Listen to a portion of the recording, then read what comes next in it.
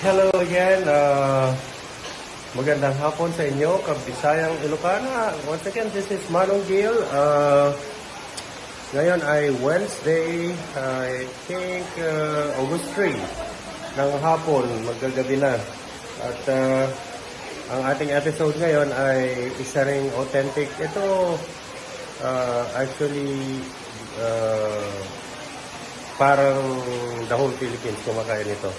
But meron kaming sarili ring version, but halos magkakaparehas lang yung version namin. So, ang ating gagawin ngayon ay magluluto tayo ng palaka.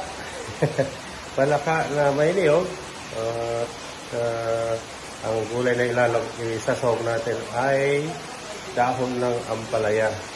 So, yan ang ating episode ngayon. Inampalayahang manok. Ay, mali, inampalayahang palaka pala, hindi manok. Para kasing, ano yun yung manok at ampalaya, lagi magkasama, kaya mali yung ano ko. So, palaka na may ampalaya at nilagyan ng gata. So, yan ang ating episode ngayon. Usually, balak kong manghuli ng palaka myself, but since hindi na tayo sanay dito sa lugar na paggabi, medyo delikado, kaya bumili na lang tayo ng palaka at yun ang ating lulutuin ngayong gabi. So, tayo mag-prepare ng ating isasahog. Ito yung dahon ng ampalaya at ating lilinisan. Konti lang, pampalasa lang. So, ito, ating lilinisan. Lakas ng ulan. Bagay, late naman na siya nag-start. Pero, ang problema dito, pag ganitong panahon ka nagbakasyon, laging ulan. So, maririnig niyo yung kulog. Yun yung pandero nyo. Panatabasan. So, usually, isa-isa lang naman ito, tinatanggal yung dahon. Tama.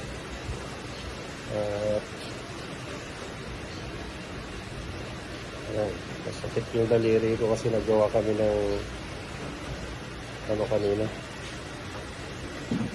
So, ganyan lang siya. Tatanggalin lang yung dahon isa-isa.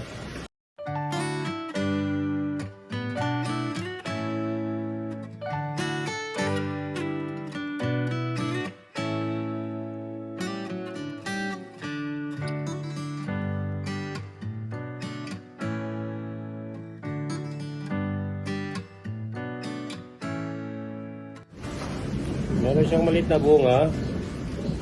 Isama na rin natin yan.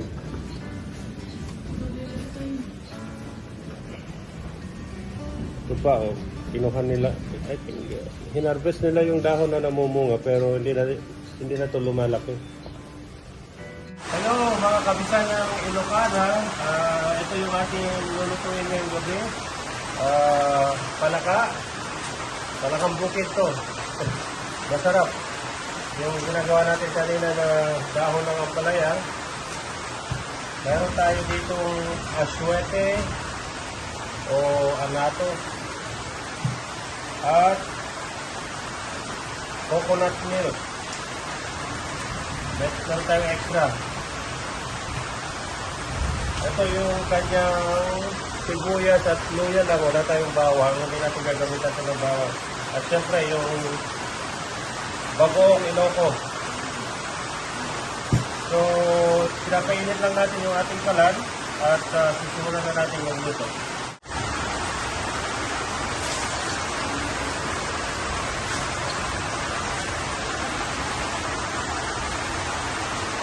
So, sa ibang lugar, hindi ko alam kung anong ginagawa nila. May kanya-kanyang version. Kahit dito siguro sa amin, may kanya-kanyang version. So, ito yung version natin ngayon. So, unahin natin yung luya. Ito natin ang konti.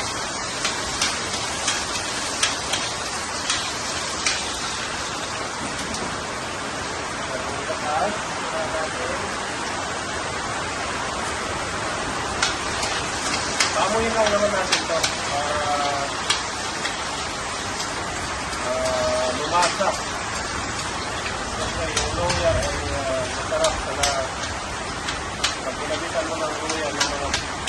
pagkain o ulam na lalagyan inisyon ng luya, masarap. Pwede na yung luya.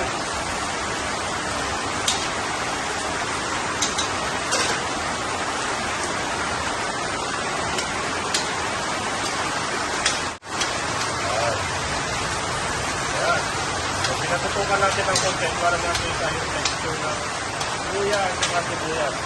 Ang ating oka o palaka.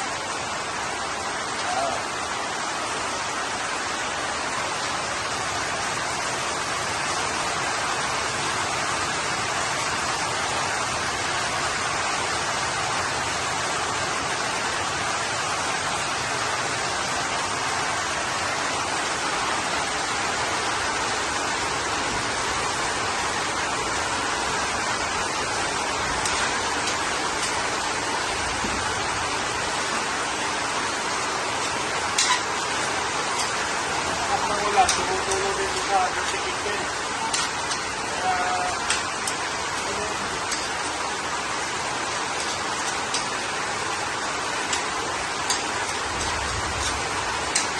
pakuluan natin ng konti. So, lagyan na natin ng bagoong para pero hindi natin tatamihan kasi iiwas tayo sa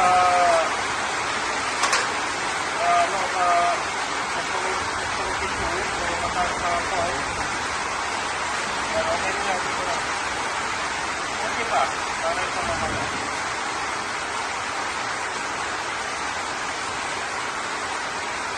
yan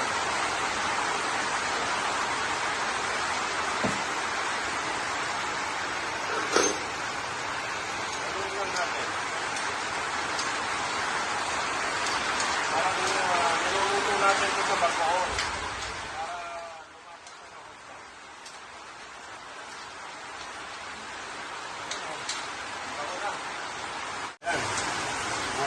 So, ano-ano lang natin.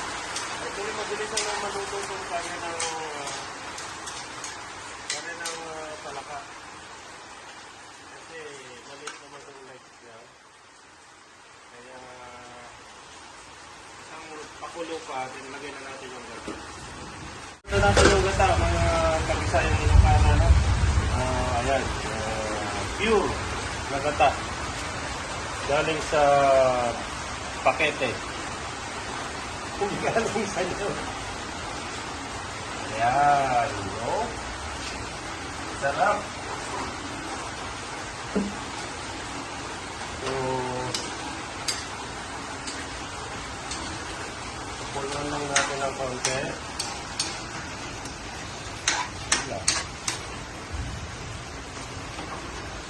Ayan, tingnan mo. Sarap ng itsura. At saka amoy, okay na okay. Takpan muna natin, pakuluan ulit natin. Yung ito na pagpakuloy nyo. Balanso siya. Bumukulo. Yung buong kawa. So, ilalagay natin itong anato.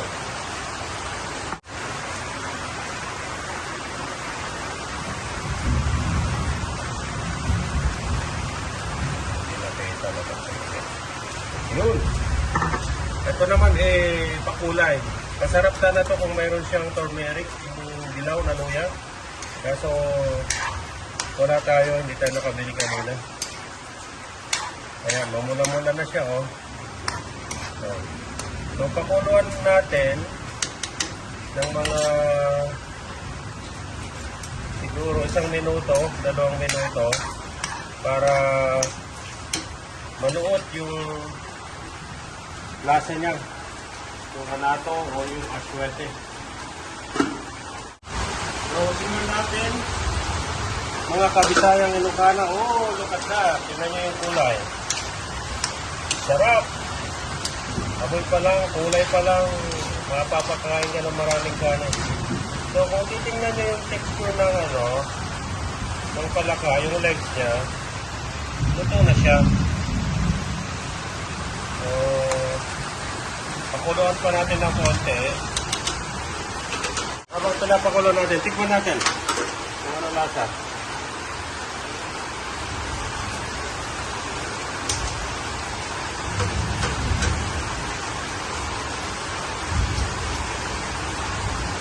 Sarap ba? Pwede na. Sakto. Pag nailagay lang itong ingredients niya, ayos na. Pagka natin ang konti para maluto yung palaka natin. So, tingnan natin kung ano yung sura. Ayan siya, oh. Goldy siyang kulay dahil sa aswete. So, tagalan natin yung takip para mag-evaporate yung ibang sabaw. Masarap na ito kung kapag yan sabaw eh. So, ano natin?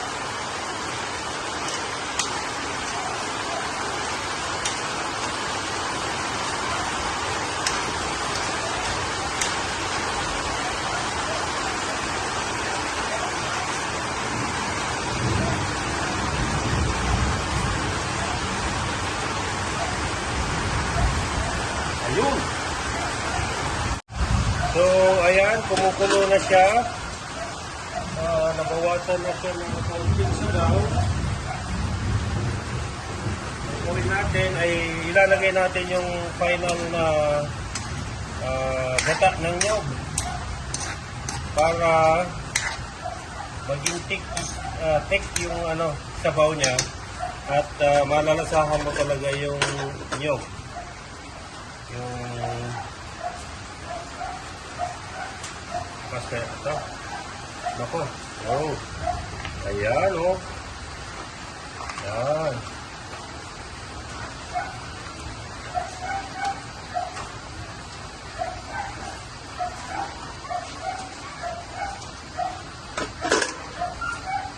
So, haluin lang natin ng konti.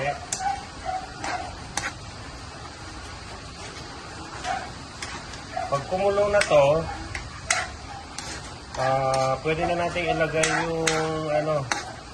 yung gulay natin, yung dahon ng ampalaya.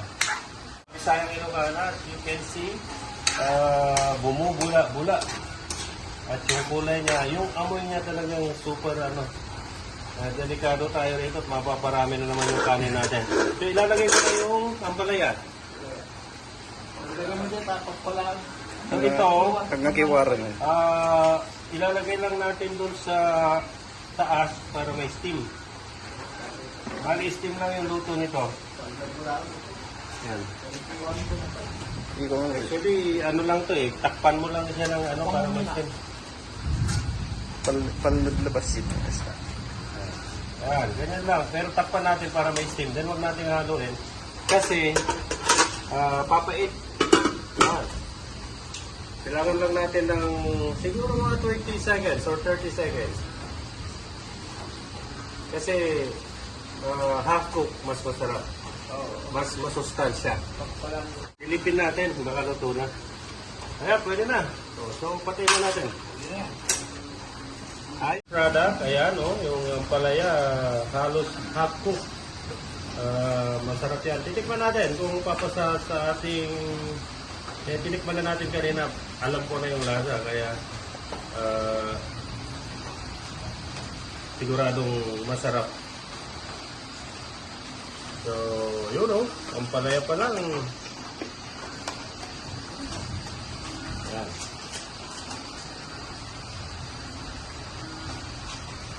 Sarap, hindi mapait.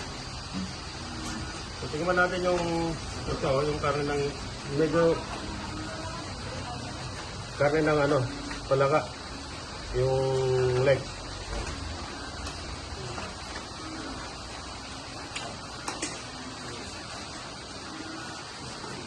Lasang palaka.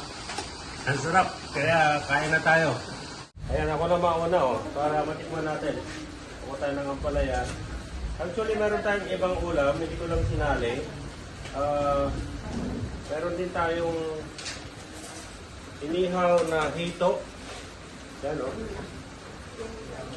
Meron din tayong inihaw na eggplant o talong. So, buffet style dito. Atake! Wala tayo, Apo. Kain tayo at saluhan nyo kami sa aming hapunan. Ito yung aming hapunan. So, alam mo naman dito sa Pilipinas, breakfast, lunch at dinner ay kanin. Kaya mananaba ka pag dito. Pero diet na lang ulit pagbalik. Ito yung talong, oh. Ito, Beb, oh. Para sa'yo. Talong. Actually, masarap na walang bago. Yung talong. Tapos natin yung kainan, no? Ito, yung aking nagkainan, no? Said. Nagtira pa si Eva. Ay, kay Princess. Oh, ayan, si mother ko, nakikikain na rin. So, ayan, nandito lahat yung ating... mag-hi ka. Say hi. Ayan, nakikain na si mother. Ayan, oh, laki na naman ng tiyan. Makikita na naman ni Cathy yan. Ayan. Sabog, yung sabog. Masarap kasi. Basa pa yung ating bibig. So, ayan, ang ating frog episode, ginataang palaka with ampalaya leaves. As in, masarap. Kaya hopefully nagustuhan nyo yung luto natin. Very simple. Nakita nyo naman yung ingredients niya. So, bagoong na Ilocos ang kanyang sikreto. At nakita nyo naman yung resulta. Ubos. Said. So, hanggang sa muli mga kabisayang Ilocana, please subscribe, like, and ano, Princess? Comment below para masabi rin ninyo yung inyong kung paano nyo lutuin yung frog sa inyo. Hanggang sa muli, ito si Manong vlogging for Bisayang Ilocana. Bye!